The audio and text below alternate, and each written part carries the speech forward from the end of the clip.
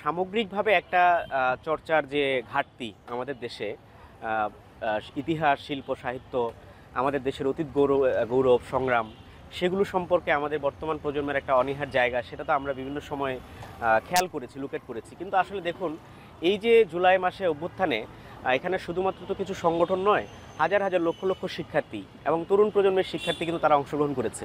তারা নিরাপদ সড়ক আন্দোলন করেছে, 2018 সালে কোটা আন্দোলন করেছে, 24শে জুলাই গণঅভ্যুত্থানে অংশ নিয়েছে। এবং সেই জায়গায় ওই আন্দোলনে, জুলাই আন্দোলনেও কিন্তু মুক্তিযুদ্ধের আকাঙ্ক্ষার ভিত্তিতে যে একটা গণতান্ত্রিক সংস্কার চাই, রাষ্ট্র চাই, সেই আকাঙ্ক্ষাগুলো ব্যক্ত হয়েছে। ফলে এই প্রজন্ম পুরোপুরি ইতিহাস বিমুখ এটা আমরা বলতে পারি না। কিন্তু যতটুকু আজকে তাদের মধ্যে সেটার অনীহা দেখা যাচ্ছে, সেটারও কারণ যে এখানে বিগত দিনে, বিশেষ করে 90-এর গণঅভ্যুত্থানের পরে আমাদের দেশে যেই দলগুলো ক্ষমতায় এসেছে, তারা যে এখানে একটা বিরাজনীতিকরণের পরিবেশ তৈরি করার চেষ্টা করেছে, এই বিরাজনীতিকরণের পরিবেশ তৈরি করা এবং বিশ্ববিদ্যালয়গুলোতে যে দখলদারিত্ব তৈরি করা, সেইটার ফলাফল হিসেবে ছাত্রদের মধ্যে এক ধরনের এই যে বুর্জোয়া দলীয় দ্বিদলীয় ধারার যে রাজনীতি আমাদের দেশে ছিল, কিংবা আধিপত্যবাদী যে রাজনীতি ছিল, তাকে প্রত্যাখ্যান করার জায়গা থেকে অনেকেই মনে করতে পারেন যে পুরোপুরি ইতিহাস বিমুখ। কিন্তু আমরা মনে করি যে ছাত্রদের মধ্যে সেই যে চেতনা, সেটা এখনও আছে।